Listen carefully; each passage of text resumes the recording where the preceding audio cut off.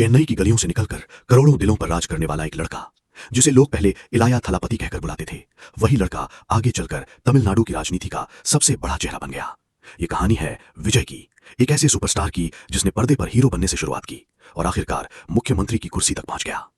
22 जून 1974 चेन्नई में जन्मे विजय का असली नाम जोसेफ विजय चंद्रशेखर था।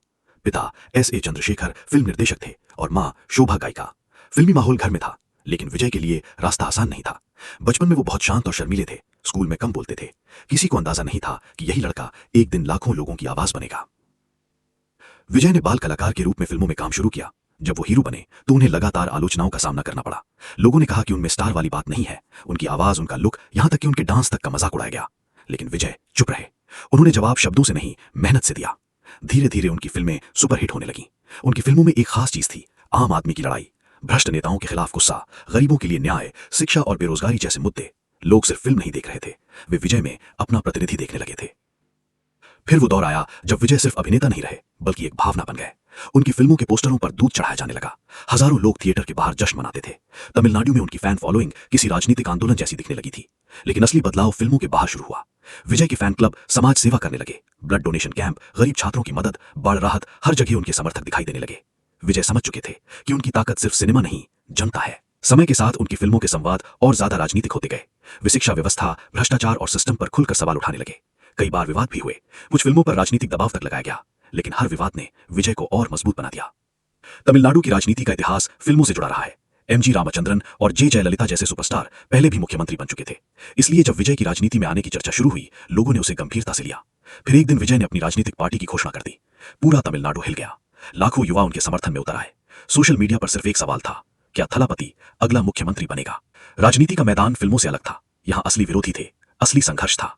पुराने राजनीतिक दल विजय को सिर्फ अभिनेता बताकर कमजोर साबित करना चाहते थे, लेकिन विजय ने अपने भाषणों में हमेशा जनता की समस्याओं की बात की। बेरोजगारी, महंगाई, किसानों की हालत, शिक्षा। उन्होंने हर मुद्दे को सीधे लोगों से जोड़ा।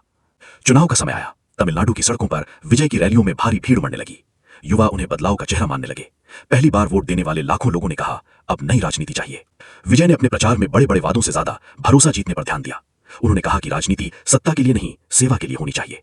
यही बात लोगों के दिल में उतर गई। चुनाव के दिन पूरे देश की नजर तमिलनाडु पर थी। टीवी चैनल लगातार अपडेट दे रहे थे और जब नतीजे आए, तमिलनाडु की राजनीति बदल चुकी थी। विजय की पार्टी ने ऐतिहासिक जीत हासिल की। पुराने राजनीतिक दिग्गज हार चुके थे। चेन्नई की सड़कों पर लाखों लोग जश्न मना रहे थे, पटाखे फूट रहे थे, लोग रो रहे थे, नाच रहे थे, क्योंकि उनका थलापति अब सिर्फ फिल्म स्टार नहीं रहा था, वो तमिलनाडु का नया मुख्यमंत्री बन चुका था। शपथ ग्रहण के दिन विजय जब सफेद कपड़ों में मंच पर पहुंचे, पूरा माहौल ऐतिहासिक लग रहा था। एक अभिनेता जिसने कभी कैमरे के सामने डायलॉग बोले थे, आज जनता के सामने संविधान की शपथ ले रहा था। मुख्यमंत्री बनने के बाद असली परीक्षा शुरू हुई। अब लोगों को फिल्मों वाला हीरो नहीं, असली काम चाहिए था। विजय ने युवाओं के लिए रोजगार योजनाएं शुरू की, सरकारी स्कूलों को सुधारने की कोशिश की और भ्रष्टाचार के खिलाफ सख्त फैसले लिए। कुछ फैसलों की तारीफ हुई, कुछ की आलोचना भी हुई। विपक्ष लगातार उन पर हमला करता रहा, लेकिन विजय ने अपनी सबसे बड़ी ताकत नहीं छोड़ी, जनता से सीधा जुड़ाव। वो अक्सर लोगों के बीच जाते, छात्रों से मिलते, किसानों की बातें सुनते। धीरे धीरे लोगों को लगने लगा कि यह सिर्फ स्टारडम नहीं था, विजय सच में राजनीति को बदलना चाहते थे। और यही इस कहानी की सबसे बड़ी बात है। एक लड़का जिसे कभी हीरो बनने लायक नहीं माना गया, वही आदमी करोड़ों लोगों की उम्मीद बन गया। उसने साबित किया कि कभी कभी सिनेमा का हीरो भी असली जिंदगी में इतिहास लिख सकता है।